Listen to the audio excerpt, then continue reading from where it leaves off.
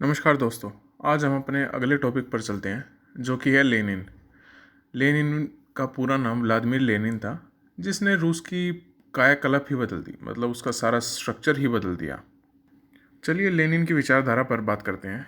सबसे पहले सर्वहारा चेतना के प्रति मार्क्स ने कहा कि संपूर्ण सर्वहारा के अंदर जब चेतना का संचार होगा तभी वह पूंजीवादी व्यवस्था को समाप्त करेगा, जबकि लेनिन का विचार था कि संपूर्ण सर्वहारा को चेतनामय होने में समय लगेगा, इसलिए अधिक सचेत सर्वहारा क्रांति का नेतृत्व करे और साम्यवादी दल का निर्माण हो।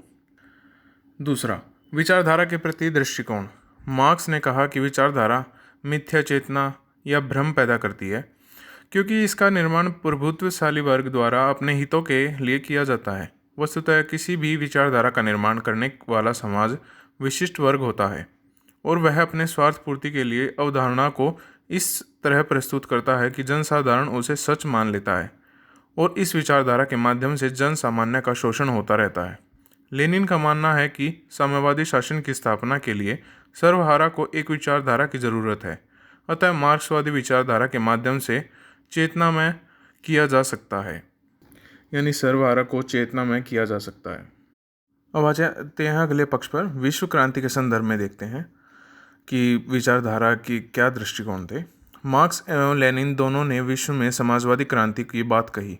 लेनिन ने कहा कि रूसी सर्वहारा को विश्व सर्वहारा का सहयोग करना चाहिए और साम्यवादी क्रांति पर विश्व में वर्ग विहीन एवं राज्य विहीन समाज की स्थापना करनी चाहिए। अब आते हैं पूंजीवाद के संदर्भ में। मार्क्स ने पूंजीवादी व्यवस्था के शोषण में चरम स्तर पर होने की बात कर उसे समाप्त करने की बात कही। लेनिन ने भी पूंजीवाद व साम्राज्यवाद की समाप्ति करने की बात कही।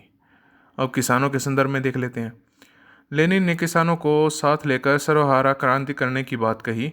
इसके अनुसार क्रांति के दौरान उच्च एवं निम्न किसानों में भूस्वामित्व को लेकर फूट पड़ जाएगी और फिर भूहीन किसान औद्योगिक श्रमिकों का सहयोग कर क्रांति को पूरा करेंगे। इस तरह लेनिन ने रूसी परिस्थितियों के अनुसार मार्क्सवाद की व्याख्या कर रूस में समाजवादी क्रांति को सफल बनाया। इस दृष्टिकोण से वह रूसी समाजवाद का पिता भी कहा जाता है। अब देखते हैं कि रूस में क्या समस्याएं थी जो लेनिन के समक्ष उत्पन्न हुई। सबसे पहले तो ये थी कि प्रथम विश्व युद्ध की समस्या तो पता ही है, सब कुछ तहस नहस कर दिया था उसने। दूसरी समस्या थी गृह युद्ध की समस्या, जिसमें बोल्शेविक, एक तरफ तो बोल्शेविक थे और एक श्वेत सेना थी। जैसे कि मतलब बोल्शेविक को लाल सेना कहा जाता था और दूसरे वाले को श्वेत सेना कहा जाता था। लाल सेना वो थी जो राजतंत्र समर्थक थी, प्लस में कुलीन थे और मित्र राष्ट्रों के सैनिक थे। तीसरी समस्या, सबसे बड़ी समस्या लगा लीजिए कि ऋण की समस्या थी, और चौथी थी सामाजिक आर्थिक विकास की समस्या। अब आ जाते हैं लेनिन के कार्य और उसके समाधानों पर। लेनिन ने प्रथम विश्व युद्ध की समस्या का समाधान करने के लिए जर्मनी के साथ वेस्ट-लिटोव्स्क की संधि की, जिसके तहत रूस को अपने कुछ क्षेत्र खोने पड़े। इसी क्रम में उसने यूक्रेन एवं पोलैंड से अपनी सेनाएं हटानी पड़ी। इस तरह यह संधि रूस के लिए अपमानजनक थी, किंतु रूस की आंतरिक दिशा में सुधार करने के लिए समयानुकूलित थी, क्योंकि अब रूस आर्थिक व सामाजिक विकास के मार्ग पर अपना ध्यान केंद्रित कर सकता था। वस्तुतः युद्ध क्षेत्र में प्रयुक्त होने वाले संसाधनों का प्रयोग आर्थिक विकास के लिए किया जा सकता था। रूस में गृह युद्ध चल रहा था। वस्तुतः विश्व युद्ध से हटने के पश्चात पश्चिमी मित्र राष्ट्रों की सेनाएं रूसी राजतंत्र समर्थक, कुलीनों एवं पूंजीपतियों के समर्थन में खड़ी हुई और साम्यवादियों के विरुद्ध अभियान किया, जिसे श्वेत आतंक के नाम से जाना जाता है। लेनिन ने गृह युद्ध की समस्या का समाधान करने के क्रम में चेका नामक गुप्त पुलिस दल का निर्माण कर विरोधियों को दमन किया और साम्यवादी दल जैसे कि जिसमें लाल सेना थी ने श्वेत आतंक को पराजित कर गृह युद्ध की समाप्ति की। लेनिन ने ऋण की समस्या से निपटने के लिए ऋणों का अंत कर दिया और लौटाने से मना कर दिया। सामाजिक सुधार करते हुए उसे स्त्री व पुरुषों को समान अधिकार दिए। चर्च की समाप्ति कर उसकी संपत्ति पर राज्य का नियंत्रण स्थापित कर दिया, तो साथ ही आर्थिक सामाजिक विकास के लिए ऊर्जाकरण पर बल दिया गया और विभिन्न बांधों का निर्माण करवाया। इसी क्रम में उसने ऊर्जाकरण की समाजवाद का नारा दिया। अब आते हैं युद्धरत साम्यवाद की नीति, जो 1918 से 1921 तक चली। लेनिन ने गृह युद्ध के दौरान रूस में जो आर्थिक नीतियां लागू की उसे युद्धरत साम्यवाद की नीति गया है। लेनिन ने जमींदारों एवं भूस्वामियों से भूमि छीनकर राज्य के नियंत्रण में किया। किसानों से जबरन अनाज की वसूली की गई। उन्हें केवल उपभोग के लिए खाद्यान्न रखने की अनुमति दी गई। इसी तरह श्रमिकों को कल कारखानों में रेलवे एवं अन्य आवश्यक सेवाओं को चालू रखने हेतु अनिवार्य श्रम के लिए बाध्य किया गया। दूसरा, इसी तरह कारखानों पर सरकारी नियंत्रण स्थापित कर निजी व्यापार बंद कर दिया गया। लोगों को वेतन वस्तुओं के रूप में निर्धारित किया गया। फलतः बैंकिंग व्यवस्था अवरुद्ध हुई। तीसरा, युद्धरत साम्यवाद की नीति ने एक असाधारण नीति का निर्माण किया जिससे रूस की जनता को अत्यधिक कष्ट हुआ। वस्तुतः किसानों ने जबरन अनाज वसूली का विरोध करते हुए खाद्यान्न उत्पादन कम कर दिया और अपनी फसलों को नष्ट करने लगे।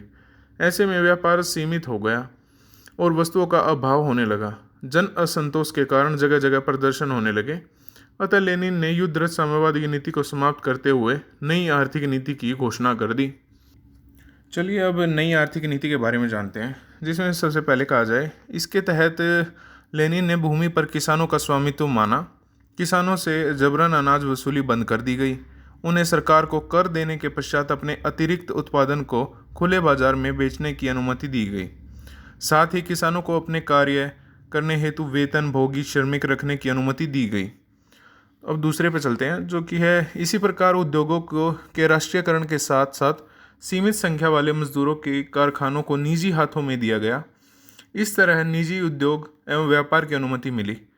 विदेशी कंपनियों में से समझौता कर उन्हें रूस में कार्य करने की अनुमति दी गई।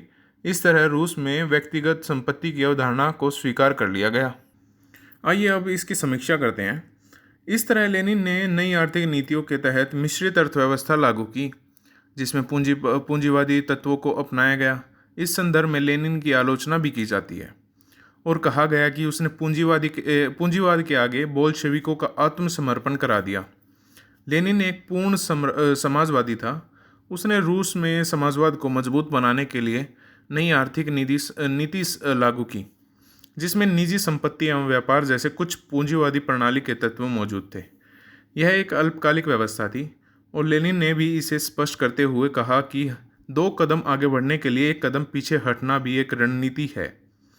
लेनिन की यह रणनीति सफल रही क्योंकि 1 वर्ष में खाद्यान्न एवं औद्योगिक उत्पादन युद्ध पूर्व स्थिति में आ गए। दैनिक उपभोग की वस्तुएं लोगों तक आसानी से पहुंचने लगी। जन असंतोष कम हुआ और साम्यवादी शासन प्रति लोगों का विश्वास बढ़ गया। आइए अब निष्कर्ष के बारे में बात करते हैं। इस तरह हम कह सकते हैं कि लेनिन की नई आर्थिक नीति साम्यवाद को मजबूत बनाने के लिए उसके द्वारा उठाया गया एक रणनीतिक कदम था। जैसा कि 1929 की वैश्विक आर्थिक मंदी से निपटने के लिए एक पूंजीवाद को मजबूत बनाने के लिए अमेरिकी राष्ट्रपति रूजवेल्ट ने न्यू डील कार्यक्रम अपनाया, जिसमें समाजवाद के तत्व मौजूद थे। आज के लिए बस इतना ही। अगर सही लगे तो लाइक कीजिएगा, सब्सक्राइब कीजिएगा, शेयर कीजिएगा। धन्यवाद।